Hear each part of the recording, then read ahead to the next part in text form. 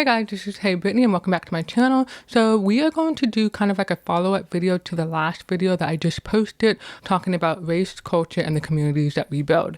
So I know that a lot of people have been reacting to this viral clip that Nick Fuentes has, and basically this is like his Dear Black People, and he's just calling out bad behavior in the Black community. My comments for this episode aren't completely about everything that Nick said, but for the most part, he captures everything that I've been seeing online. So I'm going to play this clip so that we can listen to it and we can go from there. It's a shame. I really do believe, look, I think black people are not irredeemable, but there just needs to be brutal honesty. It's like, look, these black people are really struggling and they're turning into these maniacs. It seems like they don't do anything right. They're obnoxious, they're rude, they're inconsiderate, aggressive, cruel, and, you know, look, nobody hates black people for being black. If there are people like that, I think that's exceedingly rare, and I don't consider myself one of them. The reason that people have negative attitudes about black people is because most people's interactions with black people are negative. Most people's interactions with black people is when you're stuck in traffic and you see a Nissan Altima speeding down the shoulder. And you say, what the fuck? You're not supposed to do that. If everybody did that, it would just be another lane. And, you know, not everybody can do that. But it's like these people have no respect for decorum. They think the rules don't apply to them. They have no respect for society. Like that's their interaction is they are a waiter and they wait on a black table and the black people don't tip and they're fucking rude. Like that's most people's interactions. It's stuff like that. They go to the DMV and they see a black person behind the counter and they say, oh, here we go. And the person's rude. Now, it just goes to show people are not racist. It goes to show people don't like people that are rude. So I want to do a continuation kind of the video that I posted earlier today. I've actually been working on that video for the last 2 days and I've had some issues with it. So it's taken me a while to do that video, but I was really trying to focus on getting it done in one day, but I didn't like the way everything went the first take that I did for it. So I re-recorded it and then I just had some other issues. So I really do want to do a follow-up video because I've been seeing a lot of discussion online about the topic of Black fatigue, Black exhaustion, and just being kind of frustrated with how certain Black people are acting. However, there is something that I noticed that I don't really see people talking about, and I want to talk about that in this video. And to give you the frame of mind that I'm working with in doing this video, I consider myself to be someone who has had a privileged life, and I don't really feel like there's much that I have to complain about on a day-to-day basis and the things that I can or can't do. I don't feel like there's anything that is limiting me other than myself. However, I do know that that's not everybody's experience. We all have different things that we are working through in order to better ourselves. Some people are able to work through those things, other people are struggling.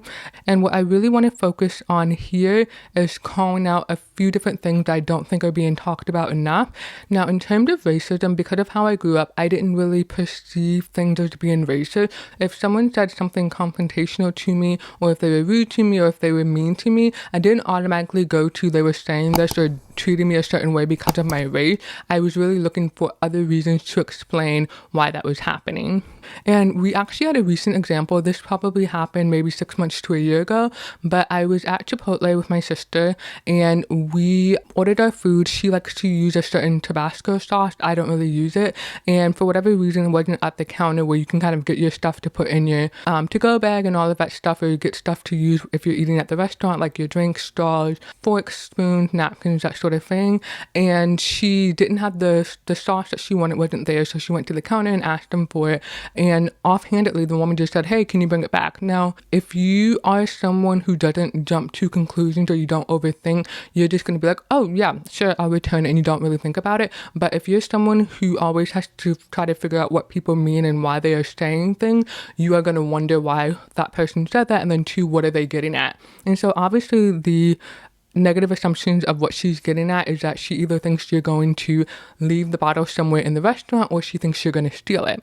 Now, that Tabasco sauce is probably $2 to $5, very cheap. It's not something that is worth stealing. And if someone does want that bottle, I don't think it's because they really like that sauce. They would just go to the supermarket and buy their own bottle. So I really think for stuff that is like cheap like that or not really very expensive, people are doing that for the thrill or to just inconvenience somebody else. So once somebody else discovers that it's gone, it's missing, whatever, then that becomes a headache. Obviously, this is just a $5 bottle, so it's not going to really mean anything, but really it's just about the thrill of being able to take something and then inconveniencing somebody else once they realize. So what I want to get to right now is the rhetoric that I'm seeing online about this whole topic of Black people behaving badly. I've seen a lot of discussion about this. With what I'm seeing online, I'm seeing 90% of people agree with whatever narrative is being put out there as far as how these people are behaving and what's the assessment of them. I do see a lot of racist comments, probably about 50% of racist comments, and then the other 50% of comments are comments that are kind of constructive criticism or comments that are going against the narrative, but not to the degree where people are just being blatantly racist in some of the comments that they're making. So I did see one comment in somebody's video or on Twitter, and it basically said something to the effect of the slave masters back in the day didn't thin the herd out enough. And so obviously what they are saying here is that the people who were running slave plantations, who were overseeing the slaves, who were beating them into submission, who were whipping them and all of this stuff, making them work in harsh conditions, they didn't do enough to get rid of the bad apples. Additionally, what they are doing is they are talking about Black people collectively, as a whole, as a group, as animals. So you can see here that some people really do not have any regard for Black lives as human lives. They really think that Black people are less than. So I do think that this is not something that is on a small scale. There are a lot of people who think like this. And if you just read Twitter and look at YouTube comments, you will see what I'm talking about. So what I want to stress here is that it doesn't matter if you are a good Black or a bad Black. It doesn't matter because they just see Black people as a whole, as a collective. Yes, they can say, hey, you're a good Black, I don't have a problem with you. Or they can say, you're a bad Black, I don't want to be around you, I don't want to deal with you, that sort of thing. But I think that this creates competition, or it creates a divide within the Black community that people right now are accepting because they are really wanting to highlight that they are not like those Black people who have the bad behavior. And so what I really don't like about this is that I feel like people are really rushing out to make sure that people know that they are the good Blacks. I don't think there's anything wrong with being a good Black. It means that you care about your community, you behave the way that you're supposed to, you're polite, you're respectful, you go to work, do everything that you're supposed to do, you are positively contributing to your society. However, we definitely need to dig into this a little bit more. So going back to what I said a few minutes ago, Black people really are being pitted against each other and divided right now. We've always had some sort of distinction between Black people. We've had light skin versus dark skin. We've had the house Negro versus the field Negro. And now we have good Blacks versus bad Blacks. So in this sense, I think that Black people need to have toxic relationships with each other.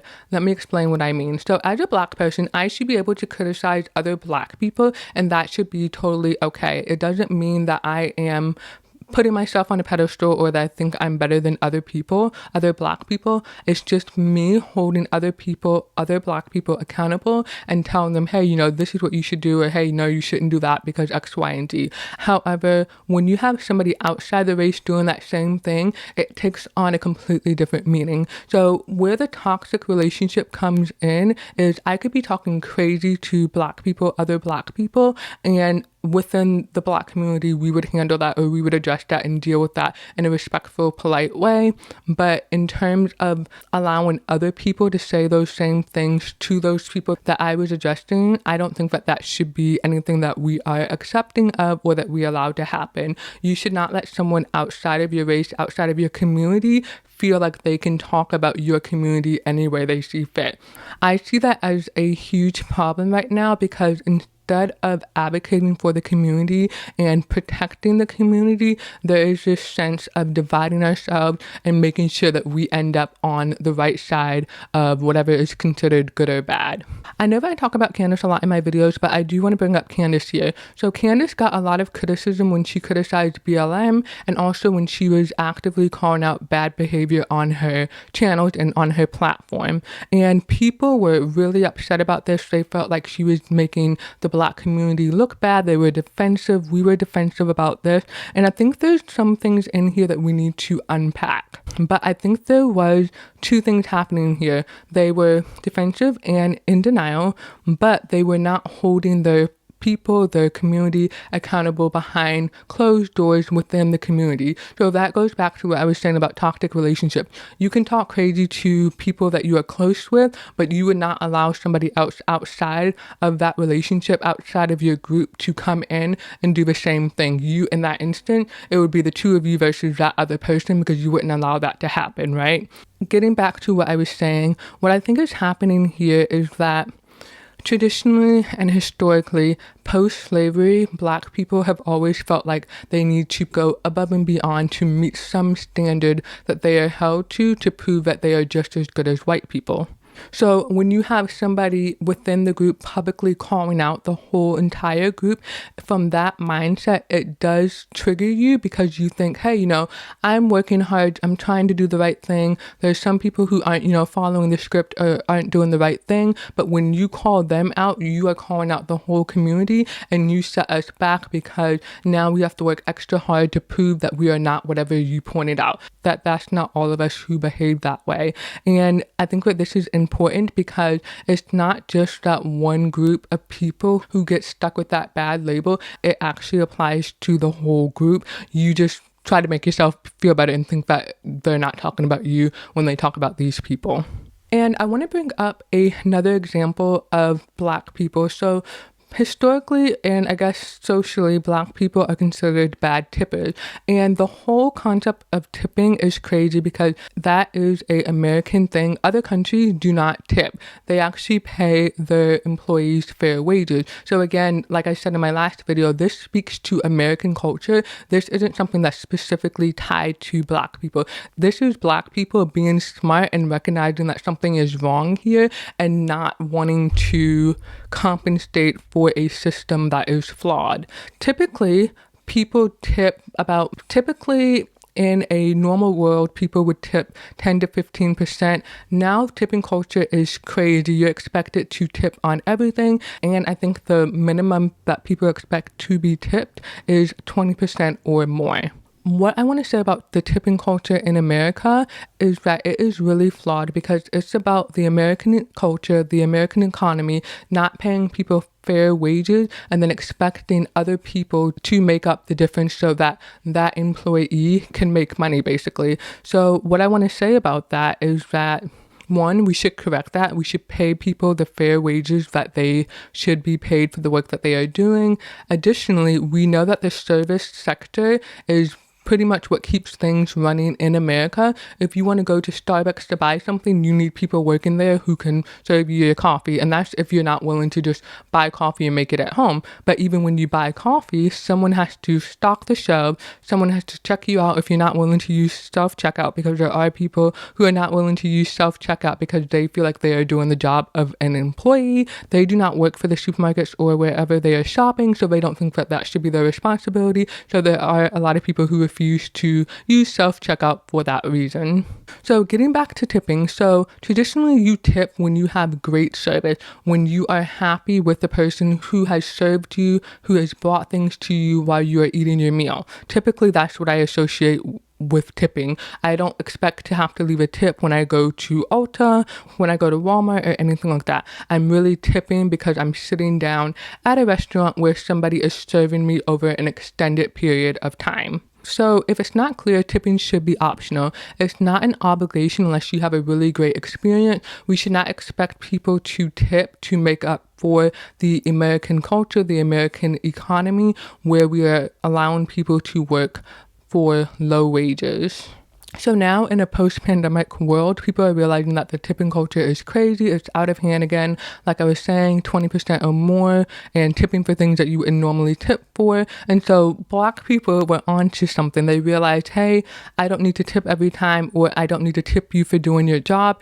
If you give me a great experience, if I am satisfied, and if I am happy with the work that you've done in serving me, then yes, I will give you a tip. And I know that it's subjective. Some people will make it difficult. They'll ask for a lot of stuff, or they'll be flat out rude and all of that stuff. So what I consider to be good service, if you are a waitress or a server at a restaurant, is that you are frequently checking in on your tables. You are being proactive and asking them if they need something. They shouldn't have to call you over and ask you to get them something. You should be keeping an eye on your tables. You should be checking in, bringing their food to them, and all of that stuff. You should also be in a good mood. You should be pleasant. Customers shouldn't feel like they are inconveniencing you for doing your job.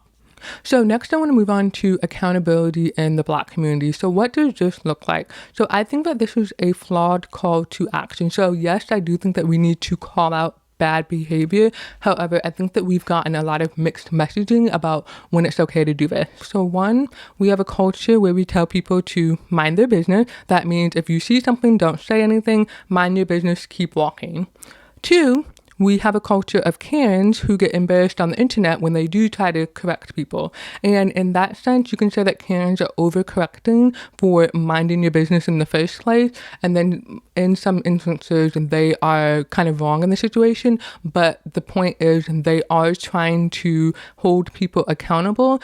And what happens is they get embarrassed on the internet for doing the right thing or attempting to do the right thing.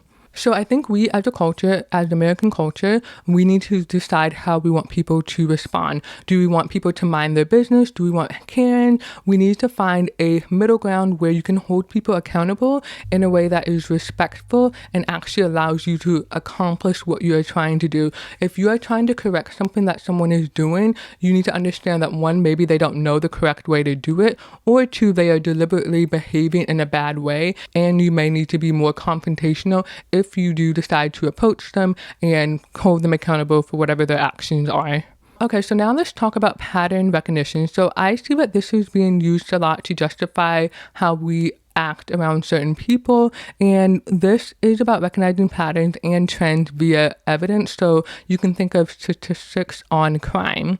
So when it's framed in this way, you have to be careful because the issue is still about race. It's just another way of saying, hey, I'm watching you, I'm keeping my eye on you because of your race. And then what I want to say about that is that becomes difficult because what it means is that people see your race first before they see your action. So take me, for example, if I were to walk down the street and someone is practicing pattern recognition, they are not looking to see what I do first to determine if I'm a good Black or if I'm a bad Black. They are just going to assume that I am a bad Black because of my race.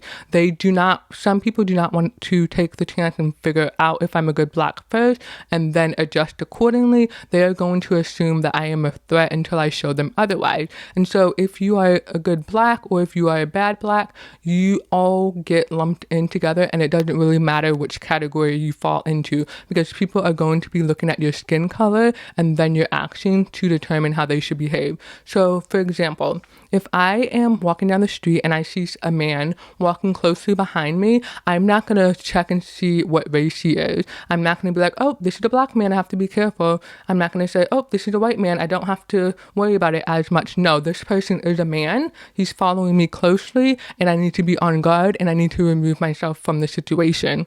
That is how most people should think. And when you talk about pattern recognition in this way, or when you talk about being scared of a certain race or a group of people because of numbers out there, I think that you are reinforcing that narrative that the whole group is bad, because you can have statistics that say that 50% of Black men commit crime, but what will happen is the men who are not part of that 50% that are acting bad, they are going to get treated as if they are the ones acting bad until they prove otherwise. And so I don't think that that's a good way to live. Me personally, I am not someone who just allows people to mistreat me, but I am always polite to people until I see something that makes me need to be on guard. And that's usually people's actions, not their race. Alrighty, so we talked about a lot in this video. Hopefully everything that I said has made sense. And I really wanted to do this video because I wanted to counter the narratives that I'm seeing out there. It is a problem that a few years ago we were not okay with Black people being called out this way, and then now it just seems like everyone is bashing Black people who behave poorly, and I'm just wondering what this is all about and why it's happening. And so I tried to explore all of that in this episode, and hopefully my comments have landed in some way. If you agree with anything that I've said, let me know in the comment section below. Thank you for watching, and I'll see you in the next one.